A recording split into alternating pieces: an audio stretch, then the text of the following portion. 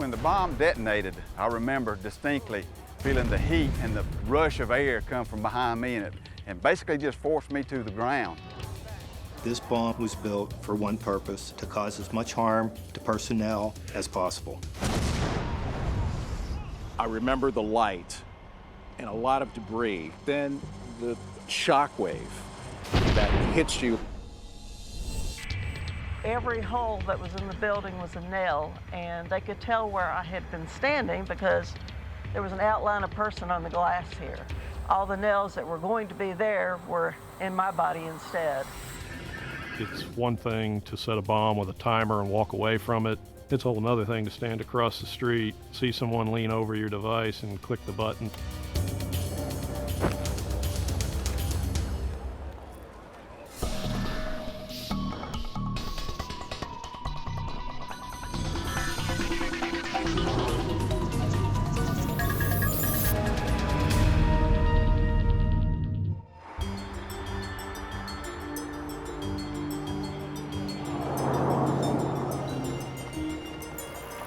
In the summer of 1996, millions of people descend on the Atlanta area for the 26th Olympic Games. A lot of vendors set up tents in here.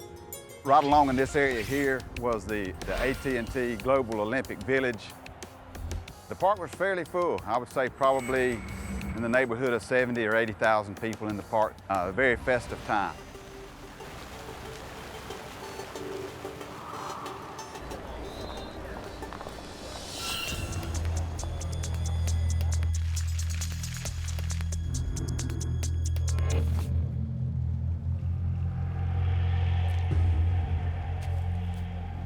I was the assistant venue commander here in Centennial Park. My duties included supervising the intelligence detail teams that we had assigned to the park.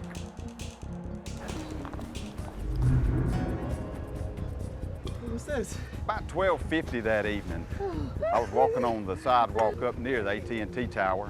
Richard Jewell flagged me down and basically just said, look, we got some drunks over here and they're not paying any attention to me and they're throwing beer cans in here and disrupting everyone. Would you mind, taking care of it? And we tried to find the guys that were throwing the beer cans. He looks at the bench and he said, one of them must have left that bag there. It was fairly common for bags to be left unattended. And in every situation where one was found, we had to follow the protocol that was established. First, police officers on the scene attempt to find the owner of the bag. When that fails, they contact the FBI ATF bomb diagnostic team and clear the immediate area around the bench.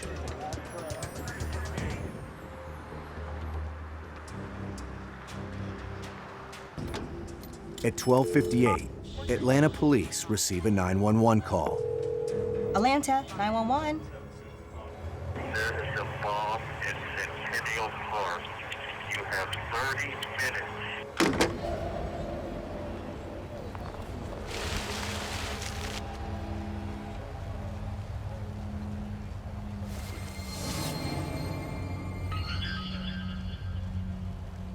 The severity of the situation became clear to me when the diagnostic team made the decision to bring in a render safe team.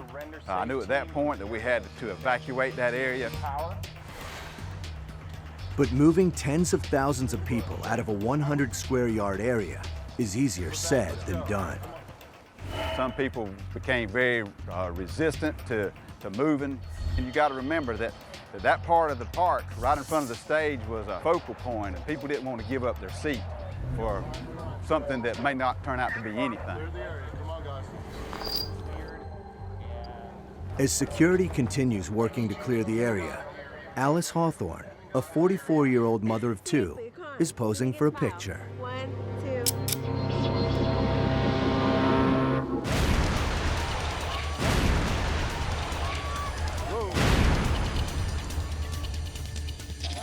When the bomb detonated, it was, of course, a very loud explosion, a very forceful explosion.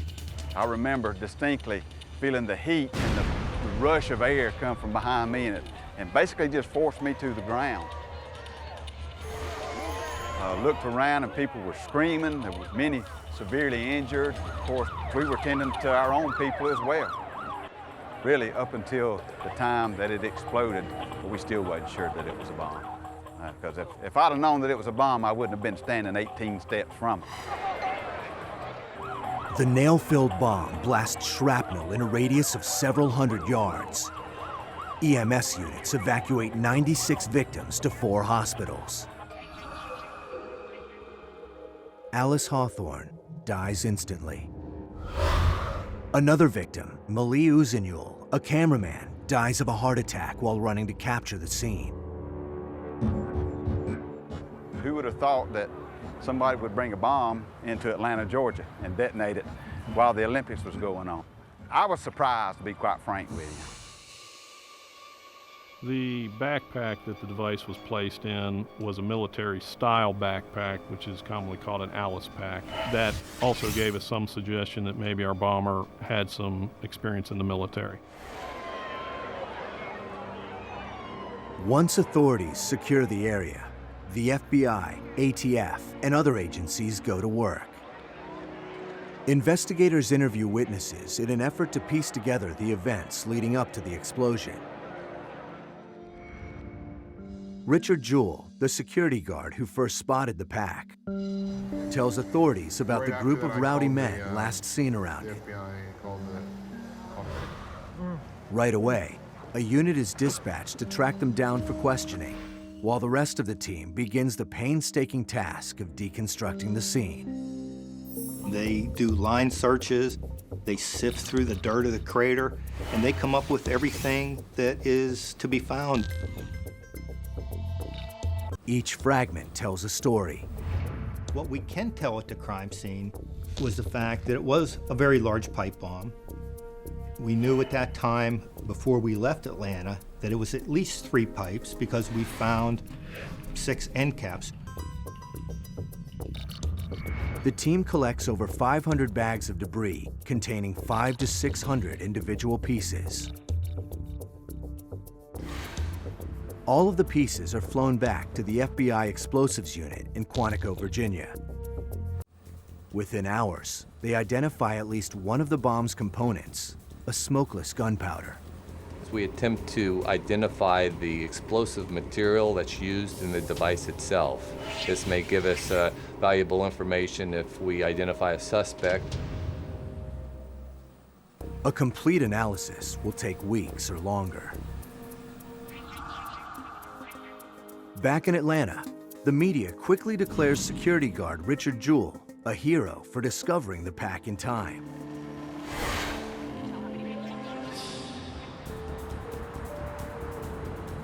But just one day after the bombing, the FBI hotline gets a provocative tip about the Centennial Park hero from one of his former co-workers. As it turns out, Richard Jewell had been accused of being an overzealous cop, a cop who overstepped his authority and his jurisdiction. And perhaps now, he's trying a little too hard to become a hero.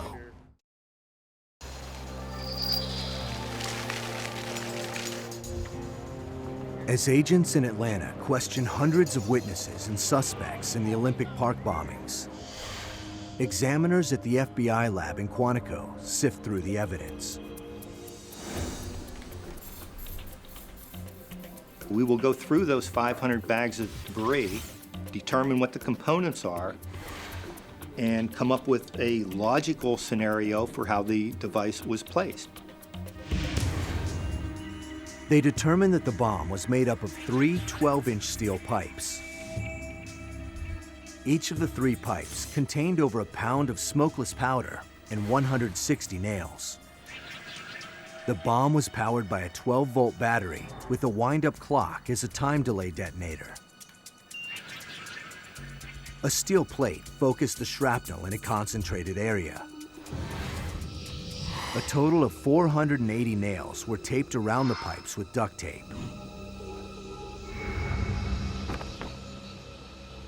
This statue's probably about 40 yards from where the bomb exploded. You can actually see here where one of the nails struck the statue.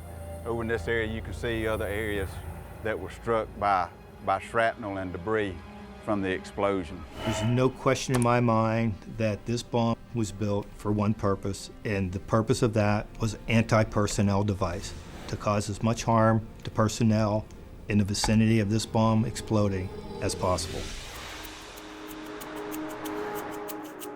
Back in Atlanta, the group of rowdy young men initially seen in the vicinity of the backpack are quickly cleared of any wrongdoing.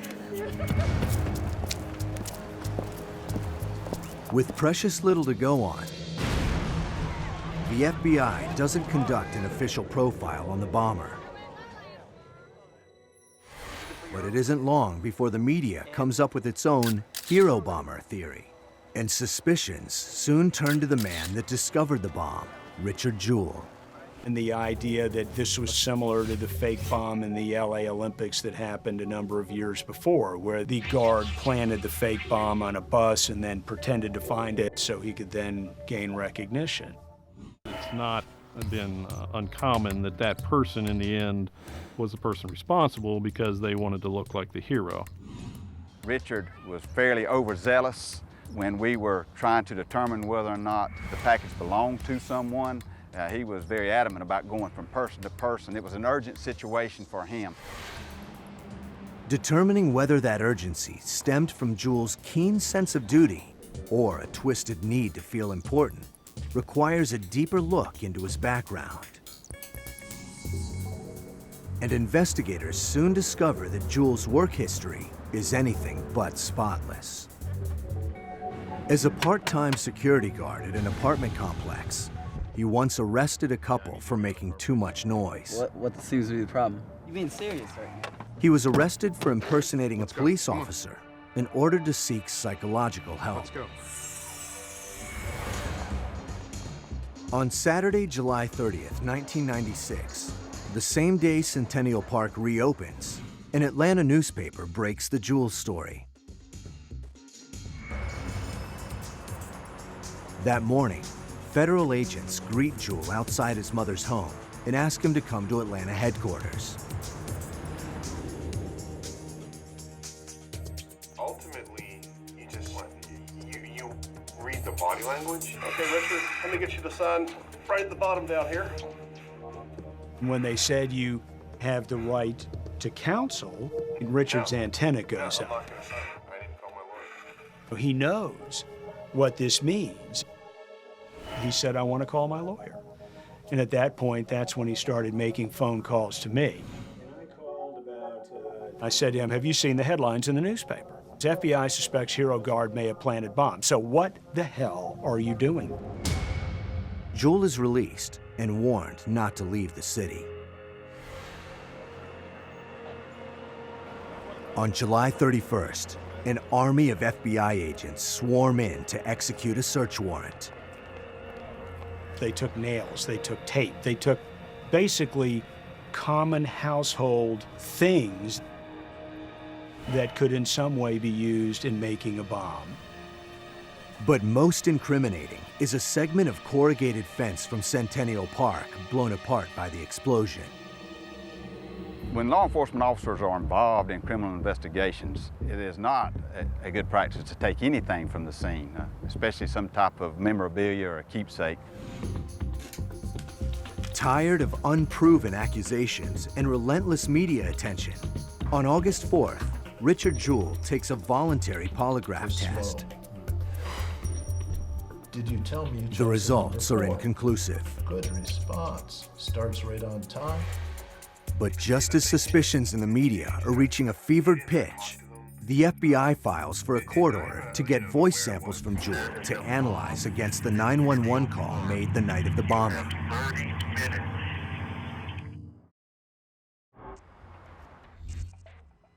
They also complete forensic testing on evidence collected from his home. And what they uncover comes as a surprise to many. All the investigation conducted of Mr. Jewell failed to make any direct connections between him and any of the components used in the device. No real motivation could be found as to why he would have done that other than the debatable issue about wanting to be the hero. On October 26, 1996, the FBI drops Richard Jewell as a suspect. Richard received no apology from the media and no apology from the government in any way. The FBI never said he was, in fact, the bomber. The FBI was just carrying out its job of doing a legitimate investigation of a crime. Park here. I got a bag. He's a hero. He did his job well. He put his life at risk by moving the crowd away. This man's attention to detail might have saved the Olympics. Almost 3 months after the explosion at Centennial Park, the authorities are back at square one. Appealing to the public for help, the FBI releases the tape of the 911 bomb threat. There is a bomb in Centennial Park. You have 30 minutes. And a photo of a backpack similar to the one holding the bomb. At this stage, the only information they have to go on is that he's a male with an American accent. Once Richard Jewell's ruled out as being the suspect, the investigation continues, and that's where a lot of these additional suspects grow out of. We got a fairly regular stream of tips about people who could possibly have been responsible for it. The FBI collects photos and video footage taken at the event, hoping that someone inadvertently captured an image of the bomber planting the knapsack. But no luck. Well, with the bomb being put in a place where you've got tens of thousands of people who you have to assume are innocent bystanders, it certainly paints the picture of someone who really doesn't care who his victims are when he detonates that device. More than 500 suspects are questioned and released. These names could come from neighbors calling in about someone they were suspicious of who was angry about the Olympics being here, or a neighbor who blew up stumps with dynamite. We also talked to the military about anyone who would have gotten training through them but who might have some reason to have been involved in this type of activity. The case goes cold, but the pressure on the investigative team doesn't let up. There certainly was concern that this could happen again. There's no reason to believe our bomber's just going to do it one time.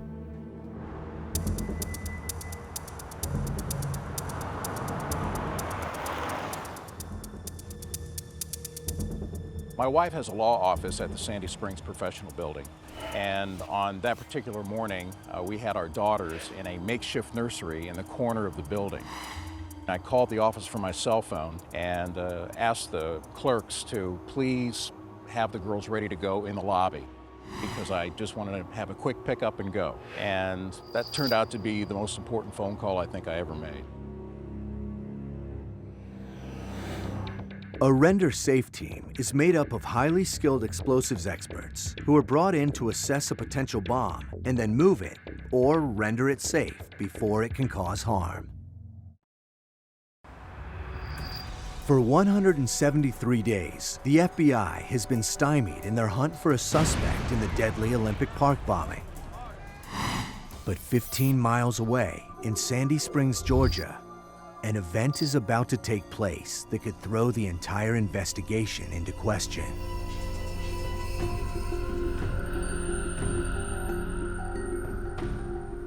When I arrived at the Sandy Springs Professional Building, walked in to upstairs to my wife's law office on the 3rd floor, and there were the girls ready to go, and I sat down on the couch in the main lobby of her office just for a second. I remember seeing light outside the windows and then the explosion, and it was almost a huge shockwave. You could smell the odor of explosives, and the first thing that goes through your head, number one, is everybody okay? My daughters were okay, the workers were okay, but obviously there had been some serious, serious damage to the office, and at that point, you just want to get out. It soon becomes clear that the target of the bomb was the Northside Family Planning Clinic on the 1st floor. The clinic has provided obstetric and gynecological services, including abortions. Once we were down in the parking lot, we could see the smoke coming out from the family clinic window. It was just kind of billowing out. I went over to check out the damage, and I could see the tremendous damage. Then I picked up the cell phone and called my wife. She was in court, and I said, I think a bomb went off downstairs from your law office.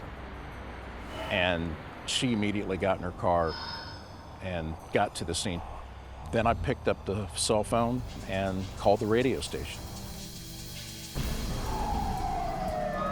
Local police, emergency personnel, and the fire department respond within minutes.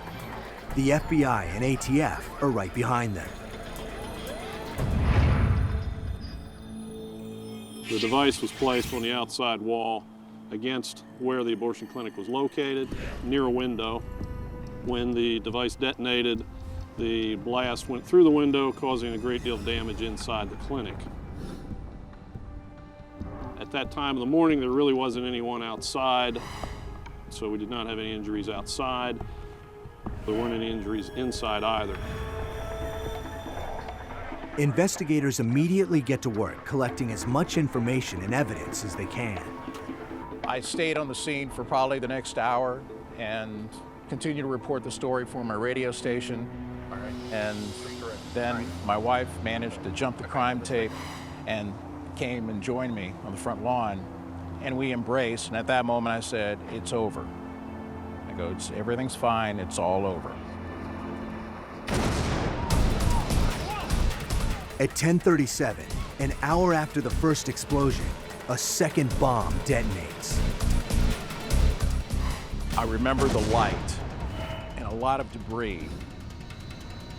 Then the shockwave that hits you like if you've ever been too close to a fireworks display and you feel it in your chest, amplify that by about 100 times. And the shockwave enters your skull, and it's the longest second in your life and travels through your head, and it just blows out the back of your head. And we saw shrapnel flying by us, and at that point it was, let's get out of here entirely. Maybe there's a third bomb.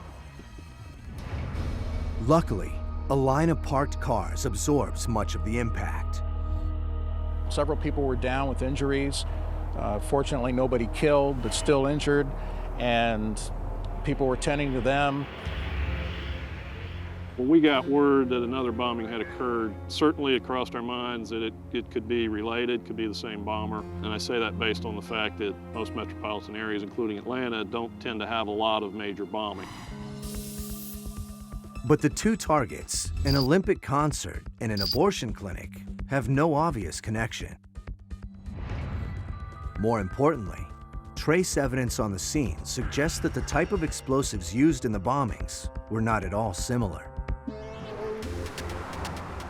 A joint task force of FBI and ATF agents is formed to share information and resources.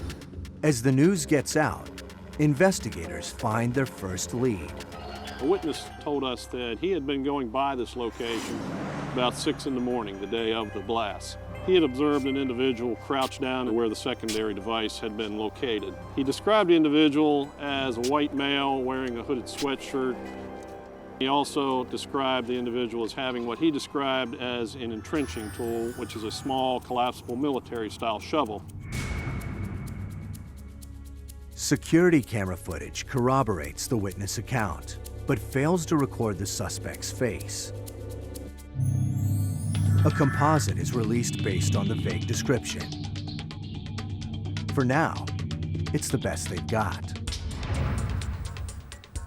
Over the next 3 weeks, federal investigators compare the devices from Centennial Park in Sandy Springs. And it isn't long before they make a frightening discovery. Eventually, the review of the components did lead us to accept that it was the same bomber, but the similarities came about from the same types of clocks used as a timing device. A lot of the wiring and tape, those types of things were similar. One bomber, two very different targets. A public event and an abortion clinic. But as the FBI works the connection between the two bombing locations, one link comes into focus: them. At the Sandy Springs bombing, we had a very unique situation occur with a second device, which had been placed at a location where the bomber assumed law enforcement and rescue personnel would be congregated, having responded to the first device. The question as to why he's targeting law enforcement is unanswered. It certainly gives us some sense of the mentality of the individual we're looking for, but the question of why was certainly up in the air. FBI examiners at Quantico replicate the explosion to see what kind of damage the bomb could have caused if it hadn't been obstructed. This demonstration will show the explosive potential of 8 pounds of high explosive with approximately 10 pounds of additional fragmentation attached to the explosive charge. We're going to place the explosive charge approximately where the sandbags are. It'll be about 15 feet from a target vehicle, and we'll use the vehicle to pick up the fragmentation that comes off of the explosive charge.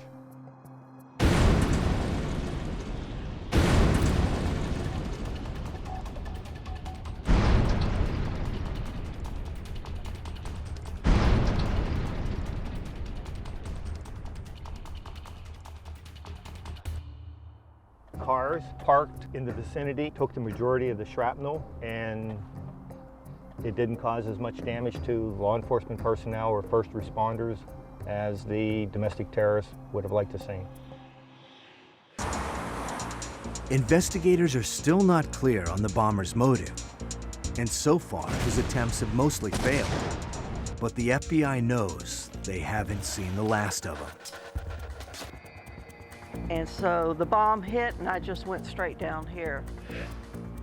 In the building, every hole that was in the building was a nail, and they could tell where I was standing because there was an outline of a person on this glass.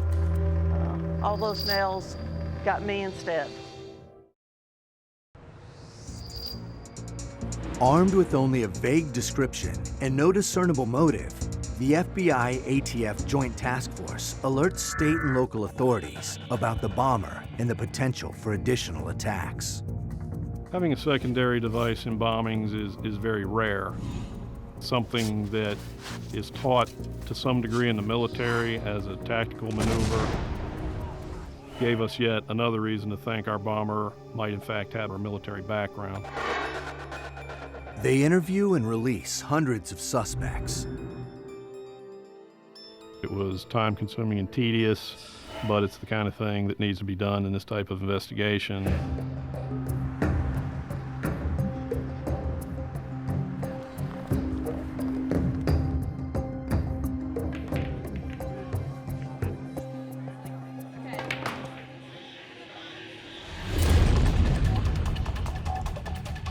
We received a phone call from our manager saying that there was a loud noise. He was real shook up. He thought that something had gone off. He said, I think something may have exploded. When owner Dana Ford arrives at the Other Side Lounge, a popular Atlanta gay and lesbian nightclub, she's relieved to learn that only 5 people had been injured in the blast.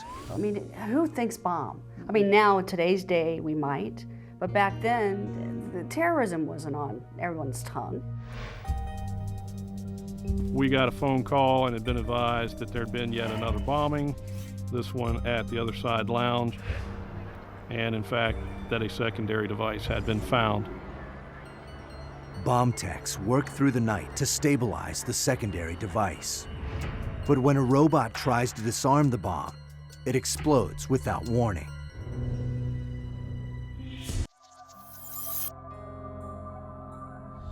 The devices that were used at Sandy Springs and at the Other Side Lounge were actually very similar. They all used the same type of timer, had the same type of wire, had the same type of electrical tape and duct tape. And it's not long before the authorities get a much-needed break in the case. A letter taking credit for the Sandy Springs and Other Side Lounge bombings is received by various media outlets. The author claims to be affiliated with a well-known extremist group called the Army of God. There was enough detail about the devices in the letters that made it very clear this was, in fact, the person who had set the devices. Most of the letter was an attack against the government, an attack against abortion, an attack against homosexuality. The writer felt compelled not just to attack those entities, but the elements of the government that the writer felt was protecting abortion and homosexual lifestyle, and the FBI, the ATF, and U.S. Marshals. A lot of times people project their hatred and blame onto different groups of people, whether they be lesbian and gays, whether they be African Americans or anti-abortionists. And our sense was that this anti-abortionist mission provided him with moral justification to carry out this underlying anger and express the anger that we think was sort of brewing inside of him. And we weren't sure of exactly what the source of that was, but we felt that this was an underlying motivation. The letters are sent to Quantico for trace analysis. But they're clean of any identifiable prints or DNA. And an investigation into the Army of God reveals no known leader or headquarters. Once again, the case is at a standstill.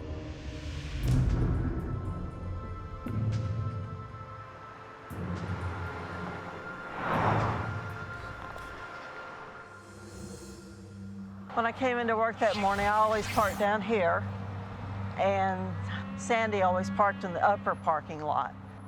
We met and talked for a moment, and he noticed something in the ground, and he motioned for me to back up.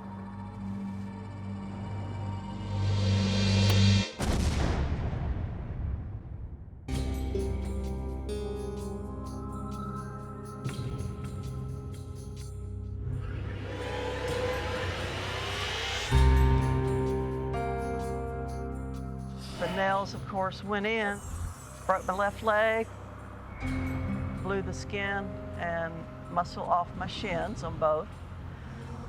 My knees had so many nails in them that they wouldn't bend. They were literally nailed into place. My left eye is gone. My right eye was damaged. My face was broken. My intestines were hanging out.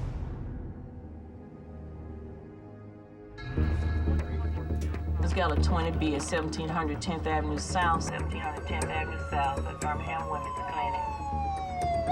Clinic. Birmingham police arrive, along with the fire department and paramedics. Nurse Emily Lyons is critically injured, and a man is dead. Officer Sanderson was a Birmingham police officer. He was a patrolman. He works an extra job at the clinic. You see the destruction of the bomb, and then you learn that it was one of your officers that was killed that was there. There's a lot of emotion. Police had already cordoned off about a block area in each direction from the site, being cognizant of possible secondary devices. There was a very large crater right here. When the bomb went off, it was directional in nature, meaning that the shrapnel was directed toward the clinic itself. But when the bomb went off, the shrapnel went that way, injuring Emily Lyons, and Officer Sanderson was thrown that way up against that railing over there. No secondary device is found. But they can't help thinking that there must be a connection to the bombings in Georgia. The more we talked, the more that the crime scene investigators began to look at the device itself and the bombing. The thought began to take place that, okay, there's enough similarities that perhaps they were built and detonated to the same person. Investigators once again canvass the area for witnesses. But this time, they hit pay dirt. Shortly after the explosion, a University of Alabama student notices a suspicious-looking man in the vicinity of the clinic and takes it upon himself to follow him. The student continues following the individual for about 4 blocks. The individual then turns down an alley, and momentarily after that, he sees the same individual has changed his appearance somewhat, but the student knows that's the same guy I've been following. But he loses the man, and the student ducks into a restaurant to call 911. The student finished talking with the police. He goes and gets in his vehicle. He sees the gray pickup truck, and he recognizes the driver.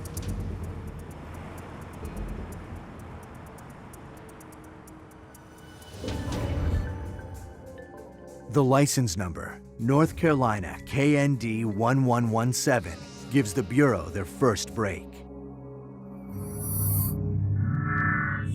And a name, Eric Rudolph of Asheville, age 31. But just because Eric Rudolph's truck was seen in the Birmingham area on the day of the bombing, doesn't mean he's the bomber. They'll need more information. A lot more. Rudolph's address of record in Asheville, North Carolina, is a dead end. The house belonged to his mother years ago. Investigators run his name through their criminal databases, but nothing comes up on the suspect. Their suspicions build when they realize how difficult it is to get any background on him at all.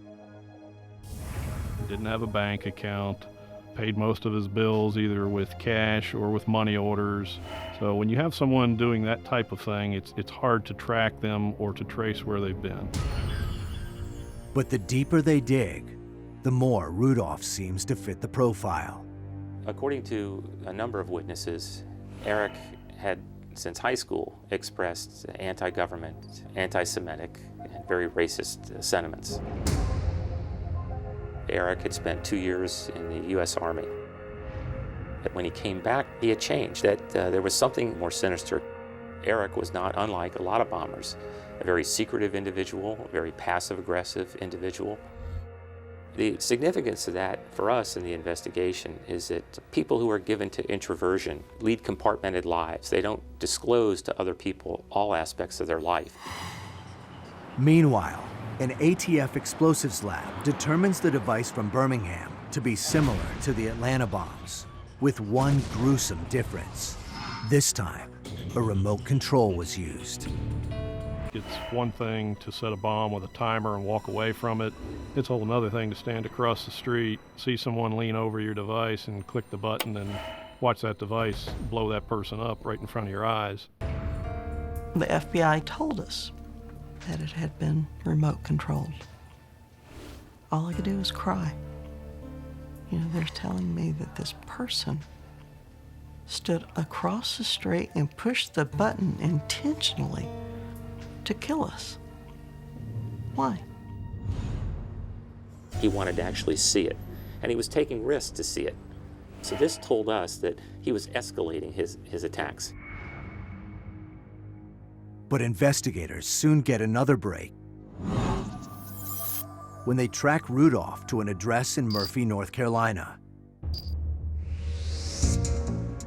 On January 30th, just one day after the Birmingham bombing, federal, state, and local law enforcement officials descend on the small town. By 9 p.m., an FBI SWAT team takes position outside of his home.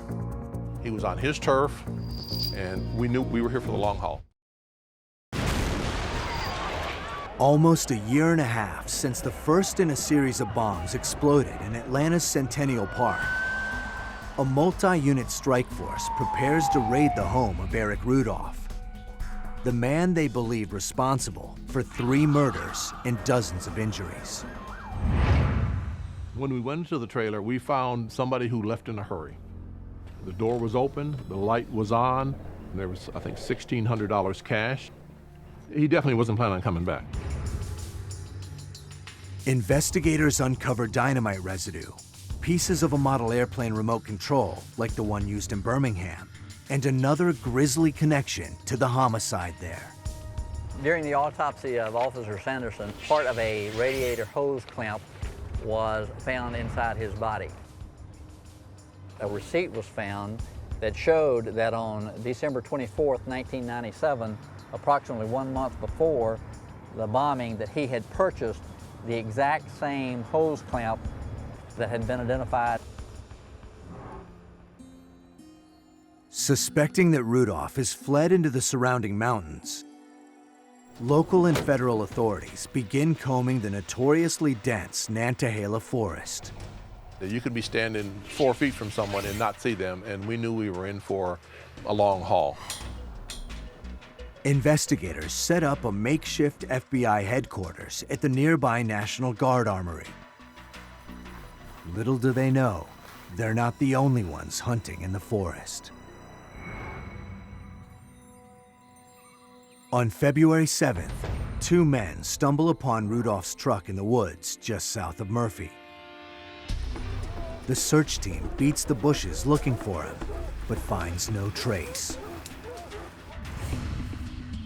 Inside the truck, they find more physical evidence linking him to the crimes.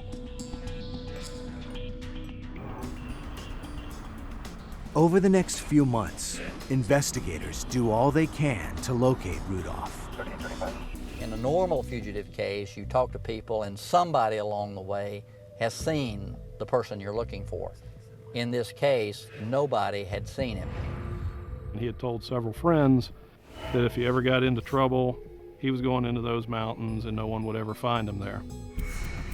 In May 1998, 4 months after he was last seen in Birmingham, the FBI adds Eric Rudolph to its most wanted list. They offer a $1 million reward for anyone with information leading to his arrest. Frustrations grow as no one comes forward.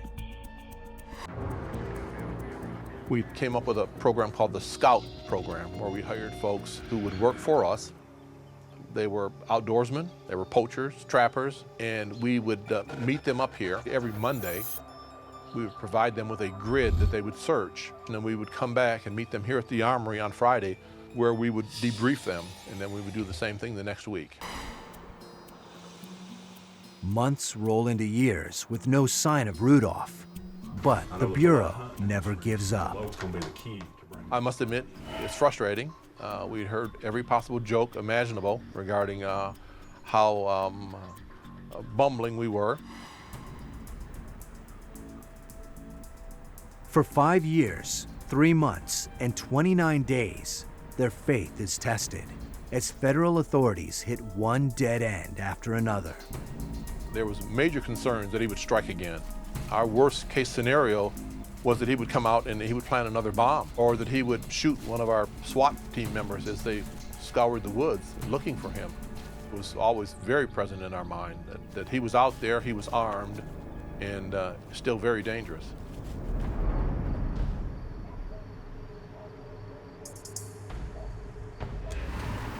Almost 7 years after the first bombing at the Olympics, a Cherokee County deputy on routine patrol comes across a man lurking behind a grocery store. He suspects the man is planning a break-in and calls for backup.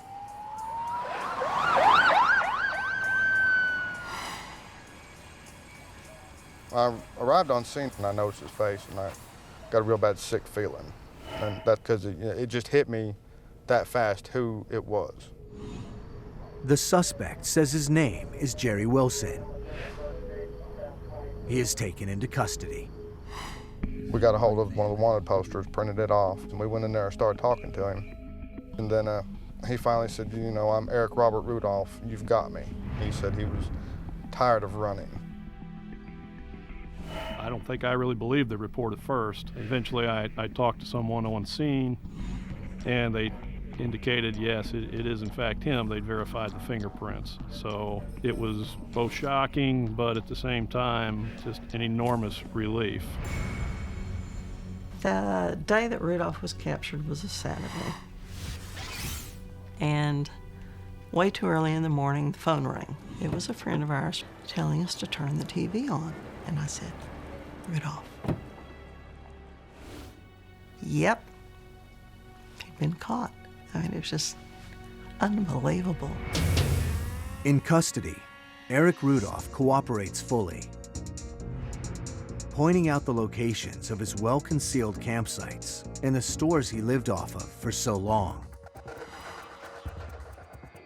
On July 3, 2003, he is extradited to Birmingham, where he pleads not guilty to the New Women Healthcare Center bombing in 1998. Federal prosecutors announced they will seek the death penalty for the murder of Officer Robert Sanderson. But Rudolph has one last card to play. Eric had indicated he had explosives buried in various locations in North Carolina, and that some of those locations were near businesses and main roads. Dynamite becomes more volatile over time, and the amount of dynamite that we're talking about, probably 250 pounds of dynamite that he had stashed in the mountains, became a threat to anybody who was in the area. Rudolph agrees to reveal the location of the stashes in exchange for life in prison, and the prosecution takes the deal. We proceeded here to the National Guard Armory to await word on where those locations were, and we were shocked to find out that the first location that came in was at the National Guard Armory. He said he planned to detonate it to kill the agents. But according to Rudolph, one remaining spark of humanity kept him from doing it. Eventually, all of the dynamite is disposed of, and on April 13, 2005, Eric Rudolph pleads guilty to the 5 bombings in Georgia and the bombing in Birmingham. He was quite vindictive in his comments to people, indicating that they made themselves targets by being a part of the abortion industry or living the homosexual lifestyle. In his statement, he says he regrets only one thing. He did not intend for the innocent bystanders to be hurt at Centennial Park. He had meant the device to target the responders to the device, and that is why he had made the 911 call advising of the device. For his crimes and the deaths of Birmingham police officer Robert Sanderson, Olympic concertgoer Alice Hawthorne, and Turkish cameraman Mali Uzunul, Eric Rudolph receives 6 consecutive life sentences. He's currently serving his time in ADX Florence Supermax Federal Prison. Having worked it for 9 years, I was extremely satisfied to hear him stand in court and plead guilty to all of these incidents. Time being served at a Supermax facility, knowing what the conditions are there, I think his conditions there are probably in a number of ways worse than a death sentence.